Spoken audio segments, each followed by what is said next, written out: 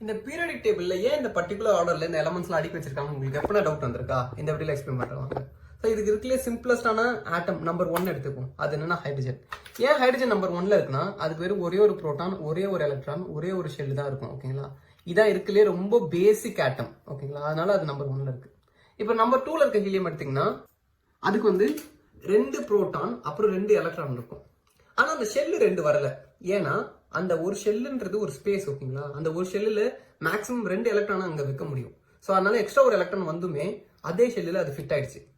ஆனா இதுவே நீங்க 3வது ஆட்டமான லித்தியமுக்கு வந்தீங்கன்னா இங்க ஒரு வித்தியாசம் நடக்கும். என்னன்னா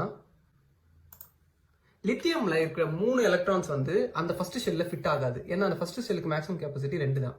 ஸோ அந்த 3வது எலக்ட்ரான் ஒரு புது ஷெல்லை உருவாக்கிட்டு அங்க போயிடும். ஸோ இப்போ இந்த ஃபர்ஸ்ட் ரோல இருக்க ஹைட்ரஜன் ஹீலியமுக்கு செகண்ட் ரோல இருக்க லித்தியமுக்கு இதான் வித்தியாசம். ஃபர்ஸ்ட் ரோல இருக்க எல்லா எலமெண்ட்டுக்கும் ஒரு ஷெல்லு தான் இருக்கும். செகண்ட் ரோல இருக்க எலமெண்ட்ஸுக்குலாம் 2 ஷெல் இருக்கும். ஸோ இதை வச்சு தான் அதோட ரோஸை டிஃபைன் பண்ணியிருக்காங்க. ஓகேங்களா? ஸோ நீங்க பாத்தீங்கன்னா இந்த செகண்ட் ரோல 8 எலமெண்ட்ஸ் இருக்கிறத கவனிக்கலாம். ஏன்னா இந்த 2வது ஷெல் கொஞ்சம் பெருசா இருக்கு ஃபர்ஸ்ட் ஷெல்லை விட. ஸோ அதனால ஃபர்ஸ்ட் ஷெல் 2 எலக்ட்ரான் தான் ஹோல்ட் பண்ண முடியும். ஆனால் 2வது ஷெல்லால 8 எலக்ட்ரான் ஹோல்ட் பண்ண முடியும். ஸோ அதனால இங்க 8 எலமெண்ட்ஸ் இருக்கு.